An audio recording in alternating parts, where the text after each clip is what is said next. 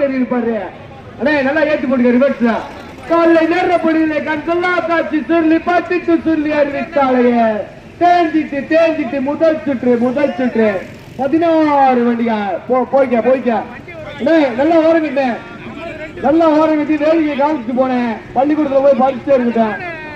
போ முகப்பா வளர்ப்புற பஸ் நல்லா லெப்ட்ல ஓரங்கட்டினேன். சாரதிகள் கவனம். பாத்திமா வளர்ப்புற பஸ். போய்க்க